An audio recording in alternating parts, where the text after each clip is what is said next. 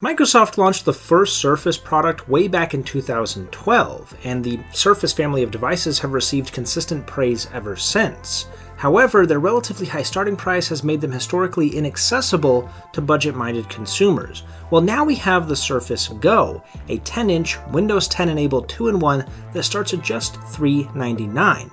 Now, is the Go worthy of consideration, or did Microsoft have to sacrifice too much in the pursuit of affordability?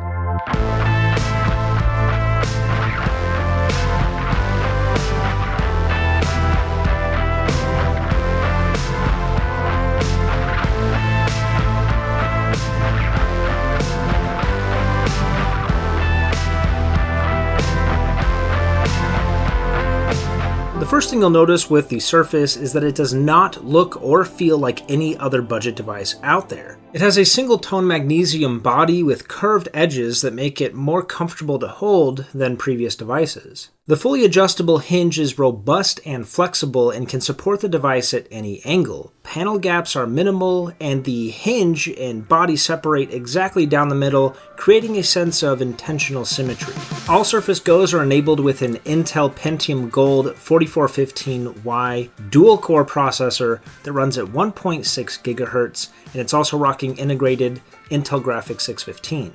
There are two storage options available, 64 and 128 gigs, with the larger capacity drive being solid state and the smaller one leveraging slower eMMC technology. You can choose between 4 and 8 gigs of RAM and having it only Wi-Fi or also LTE enabled. And all these options mean the price can vary between $399 and $680. The example we have today has all the upgraded internals but no LTE enabled and runs for $550. The screen is a 10-inch PixelSense touchscreen display with 10-point multi-touch support and has a resolution of 1800 by 1200 pixels with a pixel density of 217 ppi. The front-firing stereo speakers are hidden along the outer perimeter of the bezels. As far as I/O is concerned, you have the Surface Connect, the Surface Type Cover port, a 3.5mm jack, a microSD card reader hidden behind the rear hinge, and also a USB Type-C port, which is not only useful for data transfer, but charging the device, supplying Ethernet connectivity,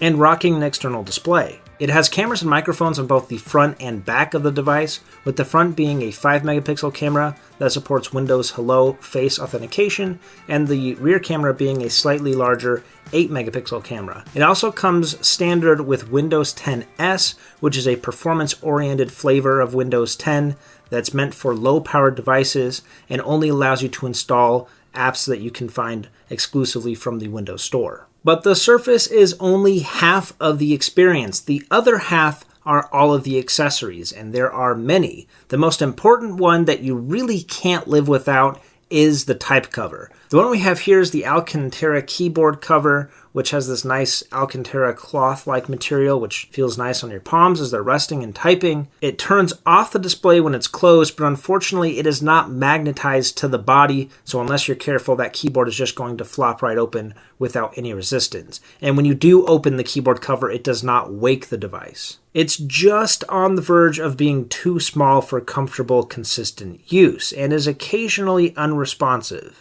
But it does have one nifty trick. When you move the keyboard behind the display and hold it, it actually completely disables the keyboard, so you're not accidentally typing anything on the back of the device. Now, there is a standard version of the keyboard that does not have the Alcantara material, and it's going to be slightly cheaper at $99. We also have the Surface Arc mouse, which is an incredibly transport-friendly little device that still provides the support where you need it. The mouse is typically folded flat so you can slide it into a backpack or even your side pocket, and it remains turned off in that state. If you want to wake the mouse, you simply snap it, and it provides that arched support. A capacitive sensor detects scrolling but does not appear to support multi-touch input. And this is definitely not a gaming mouse if that wasn't apparent already, most importantly because you can't click the right and left click at the same time, which of course you know is incredibly important in first-person shooters where you need to aim down sights and fire your weapon, so you're limited in the types of games you can play if you're going to bring this mouse with you. There are other mice available, but this is the most portable one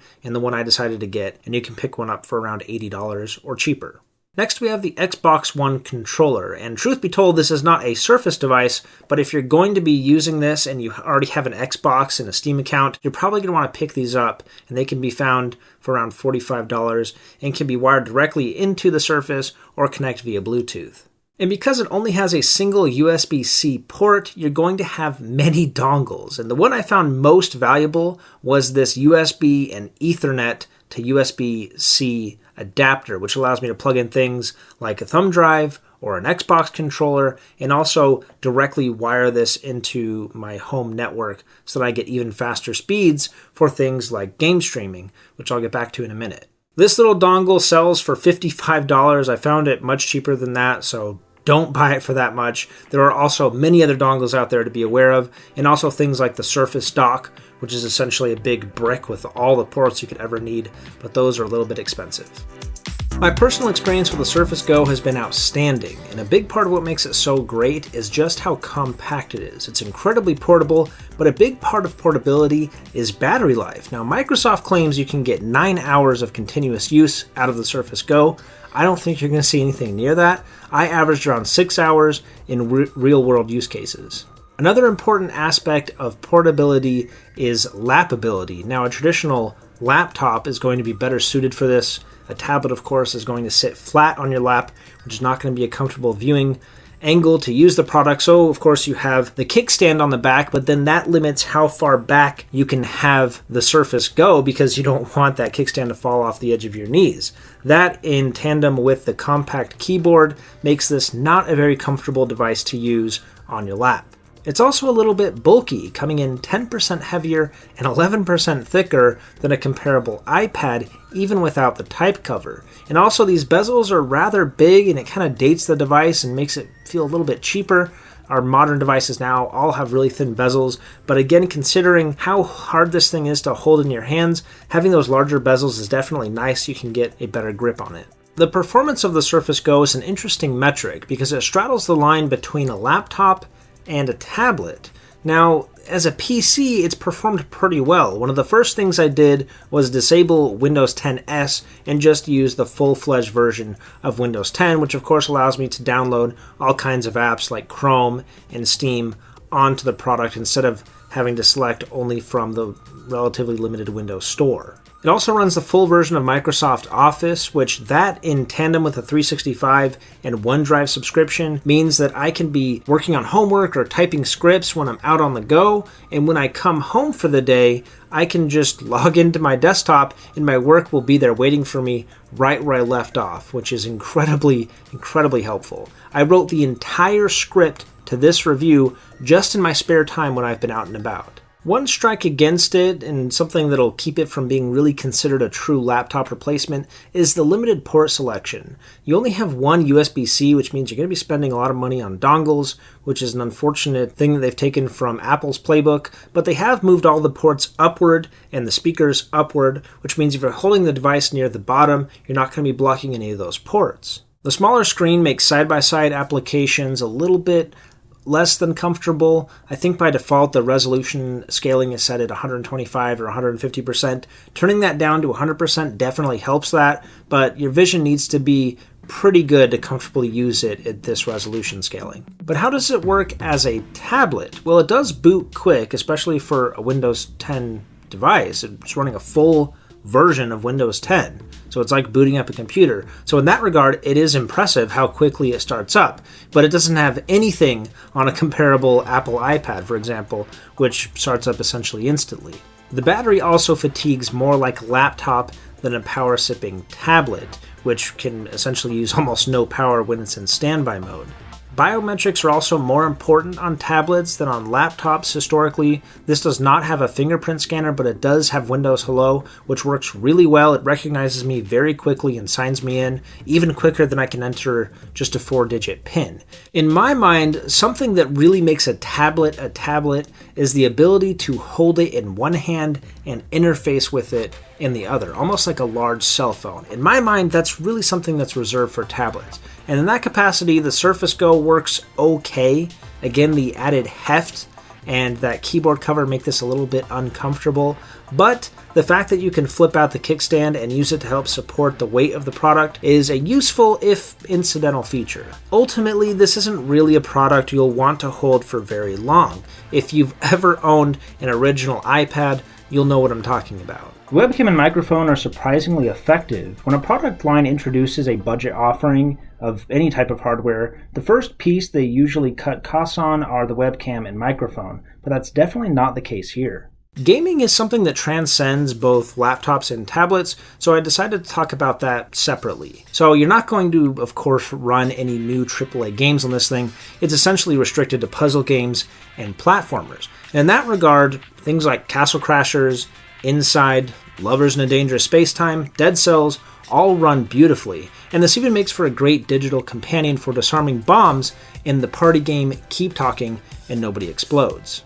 But even in the simplest game, the battery drains quickly and the device gets quite warm. But we're entering this new age of gaming where the power of the device you're using is becoming less and less relevant due to game streaming. And many new technologies have come out recently that have made that easier than ever. For example, I'll paint you a scenario. If I'm sitting in my bed at night upstairs and I want to play Halo, for example, now that Xbox supports Alexa commands, I can simply be in my bed and tell my Echo Dot to turn on my Xbox downstairs and even tell it which game I want it to launch. Alexa, tell Xbox to turn on. Turning on Xbox. By the way, you can just ask me to launch a game or app and I'll turn on your console for you. Then I simply open up my Surface Go, turn on the Xbox app, and start streaming. The whole process takes about 10 seconds. I even bought an Xbox controller to sit in my bedside table for just this scenario. Steam streaming was an even more polished experience than Xbox, with latency that was detectable but not distracting. Now, of course, I wouldn't try to play competitively in a setup like this, but for slaying demons in Doom or solving puzzles in Portal, this is a perfect use case. Now, one important thing to note, I'm fortunate enough to have a wired connection in my bedroom. If you're trying to connect wirelessly, especially in a larger home, your experience may suffer. Despite being Microsoft's first budget-oriented product, the Surface Go doesn't feel unreasonably slow. I personally use a computer with a water-cooled i9 processor, and I have yet to get impatient with the Surface Go, but of course, my expectations I feel are reasonable for what's essentially a $550 product. The Go doesn't feel cheap either. As a matter of fact, I found the build quality to be even more impressive than the performance. Even if the Surface Go suffers from a bit of an identity crisis, having access to the full Windows 10 experience in a petite and polished package is incredibly useful. For the right person, it could be the perfect companion. Well, thanks for watching, guys. If you appreciated this video, go ahead and give it a thumbs up and make sure you're subscribed so you know when our newest content is ready to watch. And if you want to see other product reviews that we've conducted recently, go ahead and check out these videos over here, and make sure you constantly check the video description so you know where to buy these products with our affiliate links, and also so you can enter into our giveaways, which we run on essentially a monthly basis. Right now we're giving away a Fifine K670 microphone courtesy of our friends over at Fifine, so make sure to check that out and possibly win it. Thanks for watching. We'll catch you in the next one.